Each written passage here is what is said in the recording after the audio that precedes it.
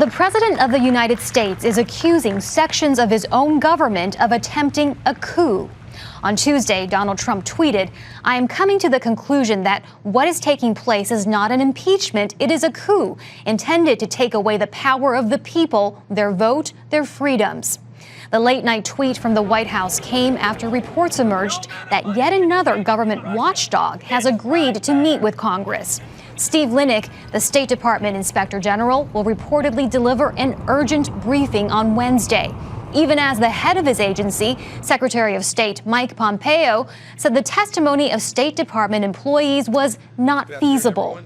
Pompeo, a staunch Trump ally, also accused Democrats of intimidating witnesses in their fast-paced impeachment probe, while Democrats accused Pompeo of the same.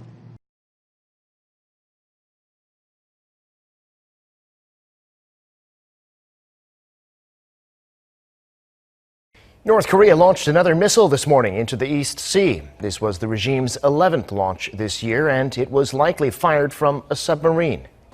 South Korea's Joint Chiefs of Staff has confirmed that North Korea fired a ballistic missile from waters near the eastern port city of Wonsan in North Korea's Gangwon-do province.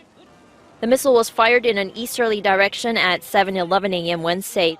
The maximum flight altitude was some 910 kilometers, and the flight distance was around 450 kilometers. The Joint Chiefs identified the launch as a 북극성-type missile. During an emergency meeting, the National Security Council voiced grave concerns, saying the North may be developing a submarine-based ballistic missile at a time Pyongyang and Washington are preparing for working-level talks. Submarine-based ballistic missiles are believed to be more threatening than missiles fired from land, since a launch site is harder to detect in advance.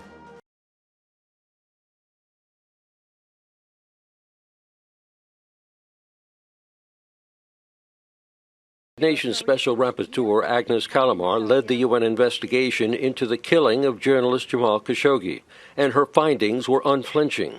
What I have investigated first and foremost is the responsibility of the state of Saudi Arabia, and I demonstrated that the killing was planned, organized, premeditated, that it involved state resources, and that under no conditions could that killing be described as the action of rogue element. It is a state killing.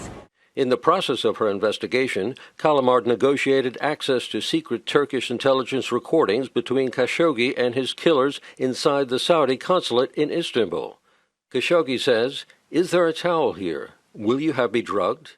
Dr. Mohammed al-Tabag, we will put you to sleep." Khashoggi pleads with them, "Do not keep my mouth closed. I have asthma. Do not do it. You will suffocate me." Later on, he says, "How can such a thing take place in a consulate?"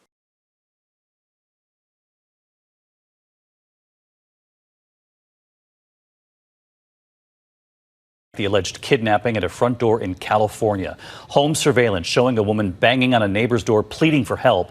Police say her estranged boyfriend is then seen dragging her away by her hair. They studied that video and where they rescued her. Tonight, the man in this video is behind bars. The terrifying attack captured on a neighbor's doorbell camera. Police say the woman was running from her estranged boyfriend. She's kicking and screaming as the man grabs her hair, violently drags her away, and threatens to kill her.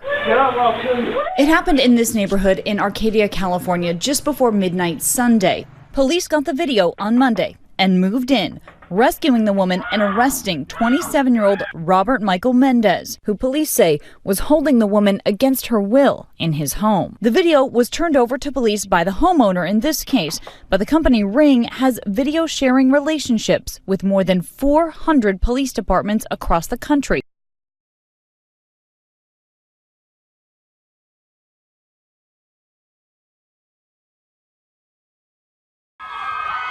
In a rare move, the Duchess of Sussex striking back, suing a British publisher after the Mail on Sunday published excerpts from a handwritten letter to her father that revealed painful details about their estrangement.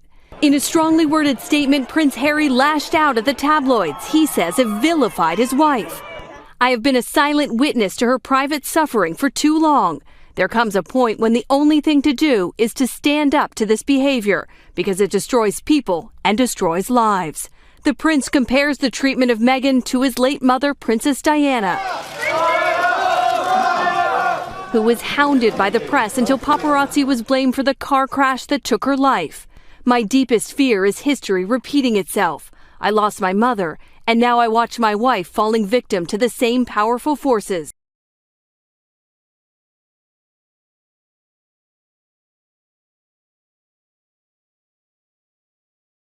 British Prime Minister Boris Johnson has outlined what he's calling his final offer to Brussels on the terms of a deal for the UK's exit from the European Union. Johnson was addressing his Conservative Party's annual conference in the northern English city of Manchester. One of the biggest stumbling blocks in negotiations with the EU is how to prevent a hard border between Northern Ireland and the Republic of Ireland. Johnson said new proposals on the border would be officially conveyed to Brussels later this afternoon, and he called them a compromise by the UK.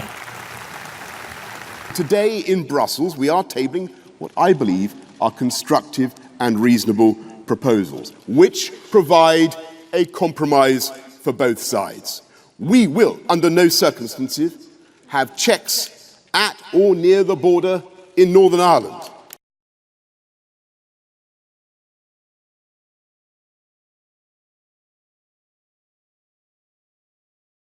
Typhoon Mitag is on its way to Korea, bringing heavy rain and strong winds. The southern parts of the country are already getting up to 50 millimeters of rain per hour. Torrential rain and strong gusts of winds are to lash South Korea as Typhoon Mitag is expected to hit the country around Thursday.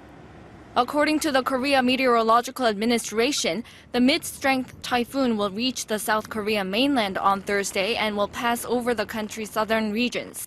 The weather agency says as of 9 a.m. on Wednesday, the storm was about 230 kilometers northeast of Shanghai, China, and is moving north towards South Korea's southernmost island of Jeju.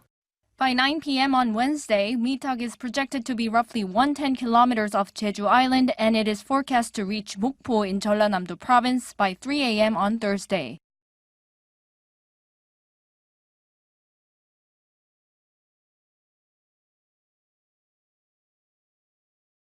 The Amery ice shelf is the third largest in Antarctica, but after last Thursday, it's noticeably smaller after a chunk of ice more than 16 square kilometres in size broke off. The new giant tabular iceberg, officially named D28, is the first major break from the Amery ice shelf since 1963. The size of urban Sydney, the size of Flinders Island, it's 3 times the size of Malta.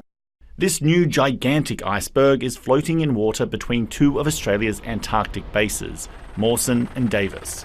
And although it doesn't present any current danger to shipping routes, it could make things more difficult in the future. Icebergs can encourage sea ice to form around them, so the presence of an iceberg can increase the amount of sea ice in a region, making it harder for icebreakers to get through and get into stations.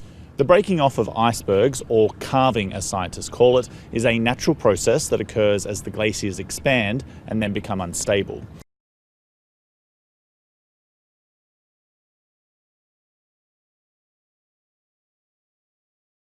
Venezuela had one of the best healthcare systems in Latin America. Now, 5 years after the start of the economic crisis and a near political collapse, rates of infectious diseases have skyrocketed. Insect-borne diseases like malaria have tripled, while vaccine-preventable illnesses like measles and diphtheria have rebounded in a big way. This is partly because there isn't enough treatment to go around. In this town west of Caracas, the number of Chagas cases are among the highest in the country. Chagas is a disease spread by a parasite that lives inside the kissing bug.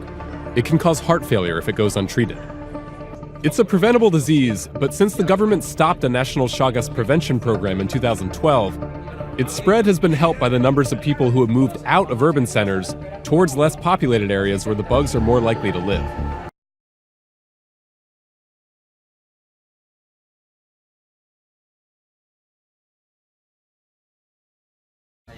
The videos are shocking. Classrooms torn apart, desks and tables upended. I've had my things thrown around the room, ripped off the walls. I've been punched, kicked, stabbed with a pencil. How common is that? Pretty common. Ashley May quit her teaching job in Des Moines at the end of last school year, frustrated and frankly scared by some of her students. He would body check me and grabbed me by my whistle and yanked me down. And then I had another student who pulled back and just threw a punch at me. And these kids are how old? 7. Like other teachers who took these photos, May would call for a room clear, a practice used when a student gets out of control. Leave the disruptive child in the classroom while the other kids are moved out. We understand that the challenges that Des Moines Superintendent Tom Ahart says room clears are a last resort that have become more common in the past decade. Enrollment is up, funding is down, and there aren't enough mental health providers for kids.